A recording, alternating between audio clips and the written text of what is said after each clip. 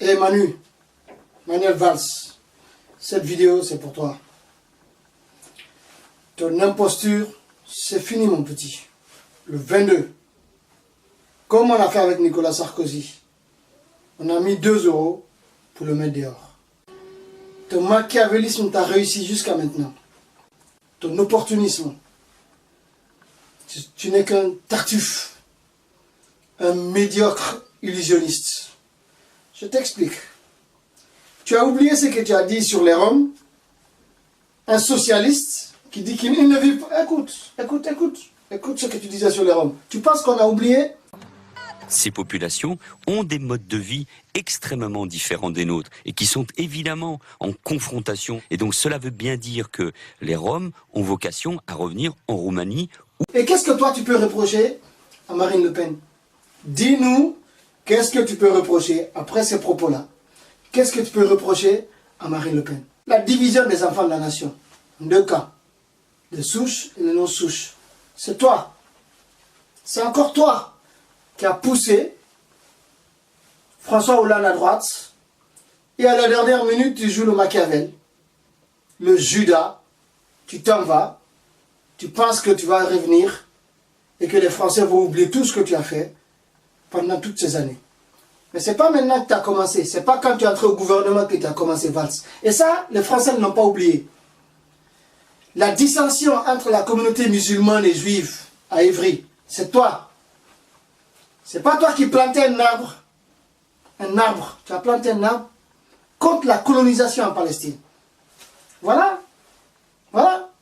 C'est pas toi ça. Ou c'est pas ta photo. Tu peux nier ça aussi parce que tu es maintenant dans la négation de tout ce que tu as fait. Dis-nous, c'est Manuel Valls ou c'est pas Manuel Valls? Les propos aussi qui sont tenus. Écoute-les. Écoute.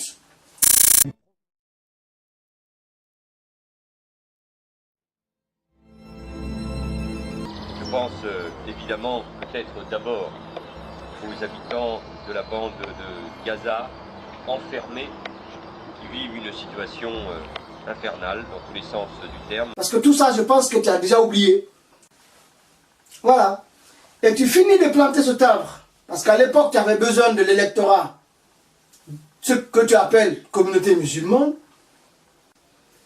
Et quelques mois après, qu'est-ce que tu fais? Tu vas au CRIF.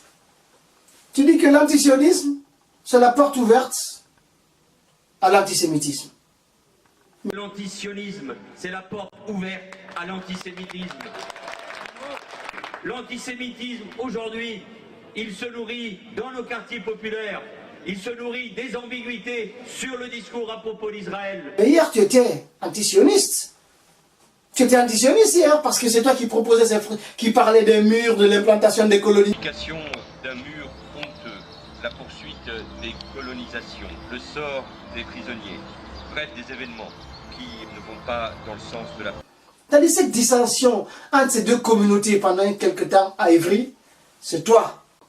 Le mécanisme que tu as toujours mis en place pour prendre le pouvoir, sans te poser des questions sur tes propos et tes démarches, tes gestes qui détruisent la vie en communauté. Tout ça, les gens d'Évry n'ont pas oublié. Et les Français aussi ne l'ont pas oublié. Donc, ce va-et-vient, tu vas le payer le 22. Tu n'avais pas fait une déclaration pour soutenir la Palestine. Tu as oublié le document que tu avais signé. Voilà, il est là. Il est là le document. C'est toi, c'est pas toi qui as écrit ça aussi. Tu es amnésique aussi. Tu as oublié ça aussi, Manuel Valls. C'est-à-dire que des gens comme toi, comme les Nicolas Sarkozy, dehors. Dehors. Et c'est ton tour qui arrive. 1 €, c'est tout. On n'a même pas besoin d'appartenir au Parti Socialiste. Comme on n'avait pas besoin d'appartenir au Parti des Républicains. Tu parles du 49-3. Les médias aussi ont joué là un rôle qui vise à te disculper. À parler du 49-3, son opportunité ou pas. Mais attends, c'est pas le 49-3 que te reprochent les gens de gauche, les électeurs qui vous ont mis au pouvoir, les syndicats, les pauvres. C'est pas pour ça qu'ils vous ont mis au pouvoir. C'est pas pour le 49, c'est pas le 49-3 qu'on te reproche. C'est la loi que tu as fait passer par le 49-3, toi et Macron. Toi et Macron, la loi El Khomri, qui démantèle toute la lutte qui a été menée par la gauche depuis les années 45. depuis la fin de la guerre. Les gens sont battus dans les rues. Les syndicats ont obtenu des droits pour protéger les salariés. Toi, tu viens, I love business, I love business. I love business, mon cul, ouais. Toi, tu love business. Tu ne penses pas aux gens. Va à droite. Le problème, tu serais à droite, je pense que les gens t'auraient considéré comme ça. On aurait au moins compris parce que Fillon, il n'y a pas de problème. Il a ses valeurs, il a sa façon de voir les choses, il a sa vision qu'on peut contester, mais elle est claire. Mais toi, tu es un intrus. Et tu ne sais pas que tu es devenu un indésirable à droite, à gauche. Tu es devenu un indésirable. Ça aussi, tu vas payer ça le 22. Le 22, les quartiers, on va mobiliser. C'est pas loin. Les taxis, les téléphones, on va appeler les gens, comme on l'a fait pour Sarko. Les gens de droite pensent que les 4000 sont mobilisés pour éliminer Sarko. C'est les gens de droite, il y a eu beaucoup de monde. C'est nous, les quartiers, on a mobilisé les gens. On va faire pareil pour toi. Et pire, parce qu'on attend les sondages. Si tu arrives en deuxième position, on vote pour le troisième. Tu vas dehors. Après, tu fermes ta bouche. Valls. C'est pas toi qui disais que tu n'es pas mitterrandiste. Qu'est-ce que tu disais sur François Mitterrand? Sur sa rencontre un peu ambiguë. Écoute ça aussi, c'est toi qui le disais contre Mitterrand. Je ne suis pas un mitterrandiste. Enfin, la honte, non pas du parcours de Mitterrand pendant la période de 1940 à 1945, parcours sans doute chaotique, mais qui ressemblait à celui de beaucoup de Français, il a été aussi résistant, mais c'est la honte de cette relation avec Bousquet, bien évidemment. Bien évidemment. Bien évidemment. Aujourd'hui, tu veux venir récupérer les nostalgiques. Nous, on n'est pas nostalgiques de François Mitterrand. Si toi, tu l'es ou tu veux... De toute façon, ce qui t'intéresse, c'est récupérer les gens. Récupérer les nostalgiques de François Mitterrand. Alors qu'hier, tu bavais sur lui. Tu crachais sur lui. Ça aussi, c'est toi. Ton inconstance, tu es une girouette. Une girouette. Aujourd'hui, tu es à gauche, demain, tu es à droite. Tu racontes ça sur François Mitterrand. Et il y a 2 jours, tu vas dans la salle de François Mitterrand, où commencer à faire la posture. Et pire encore, tu te permets de reprendre le slogan de François Mitterrand. Le slogan de celui que tu insultais hier. Tu as oublié ça? C'est-à-dire que toi, c'est l'inconstance. Tu n'es pas quelqu'un de crédible, les gens ne te croient plus. On t'a enfariné une fois, tu as entendu la femme, tu n'oses même pas sortir dans Paris maintenant. Parce que tu as peur. Tu as peur de la farine, tu as peur du pipi qu'on puisse même jeter sur ta figure. Même ça, tu mérites. Même du pipi sur ta figure, tu mérites. Fais ton cinéma, tes sketchs, joue tes numéros. C'est pas votre parti qui vote dans la direction des Cambadélis et tout. C'est pas eux qui votent. C'est les Français qui votent. Et ça, ils vont te faire payer tout ton comportement depuis plusieurs années dans ce pays. Tu vas dégager, fermer ta bouche comme Nicolas Sarkozy. La fermer. C'est pas toi qui disais aussi que la gauche est irréconciliable. Voilà les interviews que tu as données. La gauche est irréconciliable. C'est toi. Cette fois sur les fondements même du Parti socialiste. Dans cet hebdomadaire, il estime qu'il faut en finir avec la gauche passéiste, hantée par le surmoi marxiste. Selon Manuel Valls, il y a des positions irréconciliables à gauche. Ah. Mais tout ça, ça va être réglé. Love business, va à Londres. Même s'il y a le Brexit, tu peux y aller. Hein. Va à Londres. Va à Londres, mon frère. Va à Londres, va chercher du boulot. Tu as fait quoi? Travaille dans une entreprise dans ta vie? Tu connais le travail, toi? Tu as toujours été un élu, un conseiller qui a vécu sur le dos du contribuable français. Tu as fait quoi dans ta vie? Tu as travaillé dans quelle entreprise dans ta vie?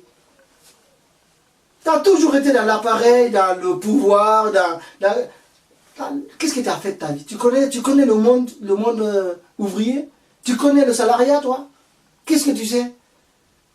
Donc, le 22, je te dis mon petit, continue à jouer. Il y a encore quelques jours, tu peux faire tous tes numéros, aller où tu veux. On n'a qu'à sortir des sondages, BFM.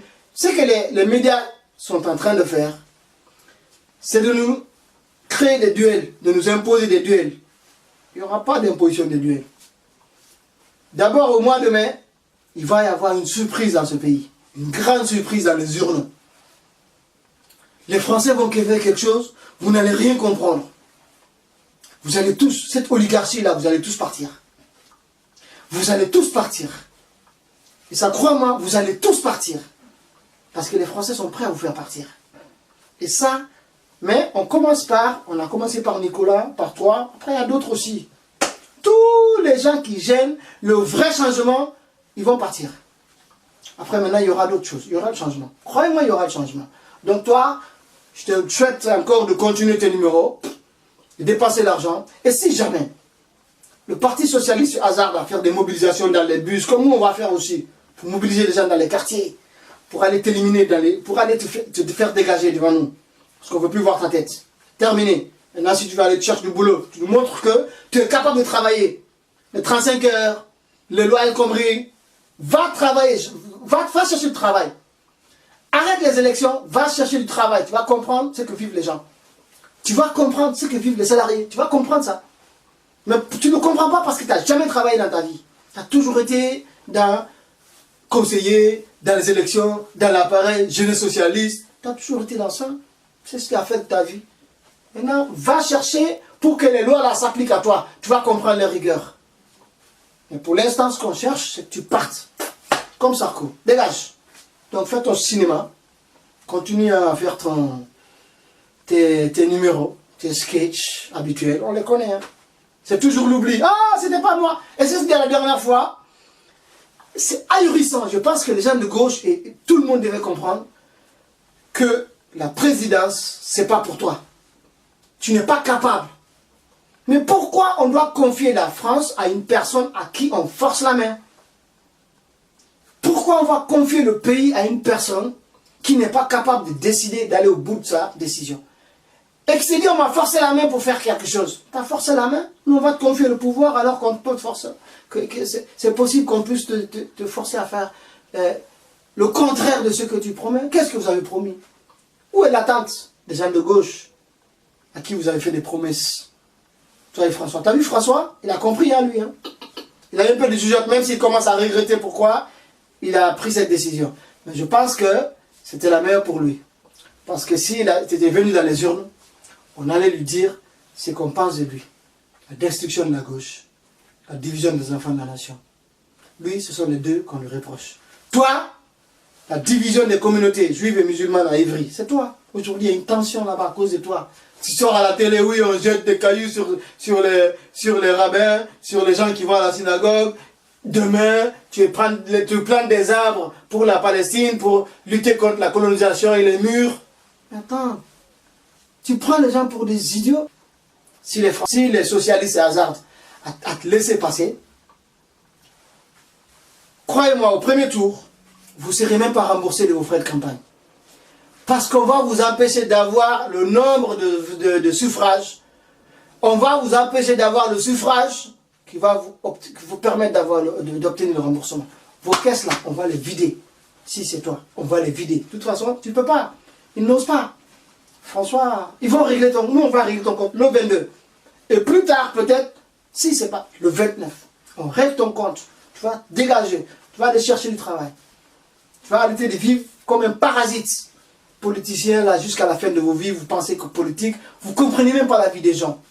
Parlez comme vous voulez, vous comportez comme vous voulez, faites des lois, des règles, sans comprendre ce que vit le français moyen. Mais cette fois-ci, tu vas vivre ça. Tu vas faire comme Sarko. Tu vas vivre comme Nicolas. Tu la fermes après. Ok, ciao et à la prochaine. Bye bye.